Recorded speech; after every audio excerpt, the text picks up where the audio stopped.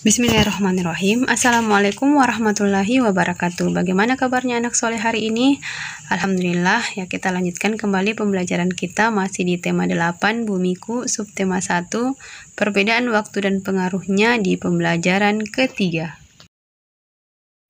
Anak-anak, di pembelajaran yang lalu kita sudah mempelajari tentang perbedaan waktu yang terjadi di atas muka bumi.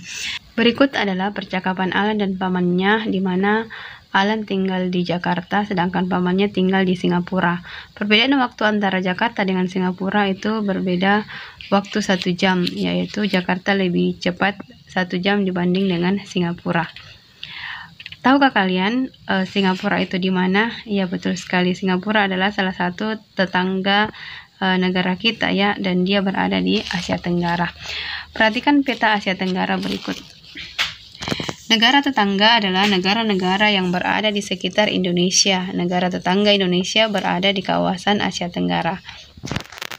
Untuk lebih mengetahui tentang negara-negara di Asia Tenggara, kita akan membaca teks tentang kawasan Asia Tenggara. Tapi sebelumnya, coba kalian perkirakan informasi penting apa saja yang kira-kira kalian akan dapatkan dengan melihat judul dari kawasan Asia Tenggara. Silakan simak teks yang ada. Kawasan Asia Tenggara. Asia Tenggara terletak pada 29 derajat lintang utara dan 6 derajat lintang selatan. Berdasarkan garis lintangnya, hampir seluruh wilayah Asia Tenggara berada di daerah tropis. Secara geologis, sebagian besar wilayah Asia Tenggara dilalui rangkaian pegunungan muda Mediterania. Secara geografis, wilayah Asia Tenggara berada di jalur lalu lintas yang menghubungkan Samudra Pasifik dan Samudra Hindia antara Australia dan Asia. Kawasan Asia Tenggara juga dilalui jalur pelayaran antara Asia Timur dan Asia Selatan. Hampir seluruh wilayah Asia Tenggara memiliki kesamaan, yaitu dilalui oleh pegunungan muda yang masih aktif. Kenyataan ini ditunjukkan dengan sering terjadinya gempa vulkanik dan tektonik. Sebagian besar wilayah Asia Tenggara terletak di daerah tropis. Tingginya curah hujan ini juga menyebabkan kawasan Asia Tenggara banyak hutan lebat. Di kawasan Asia Tenggara berlaku musim penghujan dan musim kemarau. Curah hujan yang lebat menjadikan wilayah ini subur. Salah satu daerah pertanian yang subur di Asia Tenggara adalah daerah aliran Sungai Mekong. Sungai ini melintasi Tiongkok, Myanmar, Laos, Thailand, Kamboja, dan Vietnam. Nah, anak-anak, ya, coba kita kembali melihat peta Asia Tenggara dan tentukan negara-negara yang ada di Asia Tenggara tersebut. Ya, ada Laos, Thailand, Myanmar, Kamboja, Vietnam, Malaysia, Singapura, Brunei, Indonesia, Timur Leste, dan ada Filipina. Ya, Masya Allah.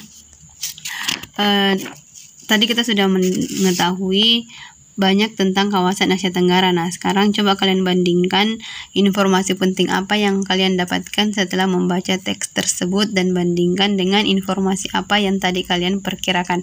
Apakah ada perbedaannya? Silakan dituliskan ya jika ada perbedaannya atau ada persamaannya. Silakan dibandingkan.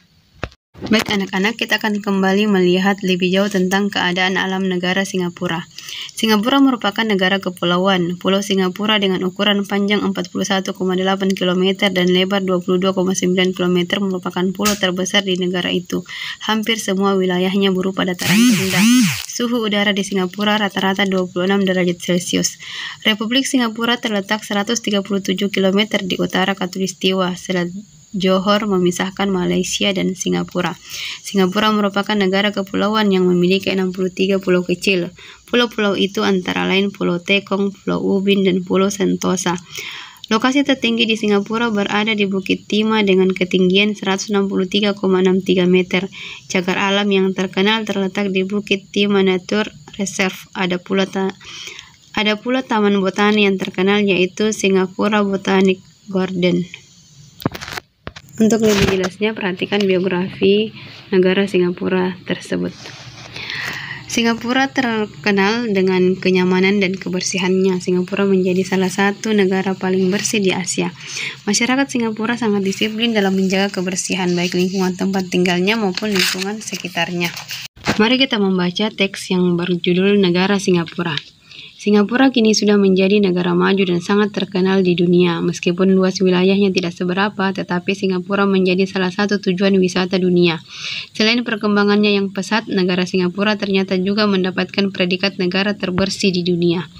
Rakyat dan pemerintah Singapura sangat sadar dan peduli akan kebersihan lingkungannya. Bahkan, untuk menjaga kebersihannya, pemerintah Singapura telah membuat peraturan ketat untuk seluruh masyarakat yang tinggal di negara tersebut. Dari segala lingkup tentang aturan untuk kebersihan semuanya harus ditaati. Bahkan tidak menyiram toilet saja akan dikenakan denda sangat tinggi. Dari informasi yang kita dapatkan tentang Singapura, coba kalian tuliskan hal-hal positif apa yang dapat kalian ambil dari teks yang ada tentang negara Singapura.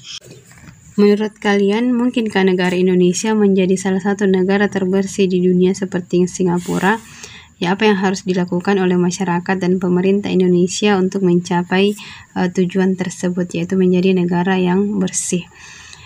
Pemerintah Singapura membuat peraturan yang ketat untuk seluruh masyarakat yang tinggal di negara tersebut. Setiap warga negara berkewajiban untuk menjaga lingkungannya sehingga setiap warganya dapat hidup di lingkungan yang baik dan sehat.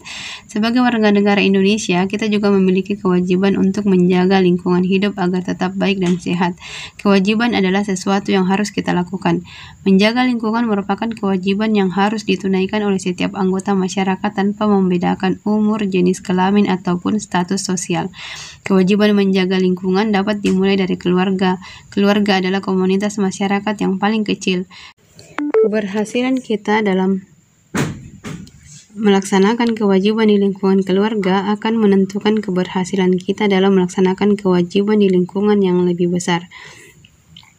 Setiap anggota keluarga memiliki kewajiban berbeda dalam kehidupan sehari-hari. Setiap keluarga pun memiliki kewajiban bekerja sama untuk memastikan kehidupan bermasyarakat berjalan dengan baik.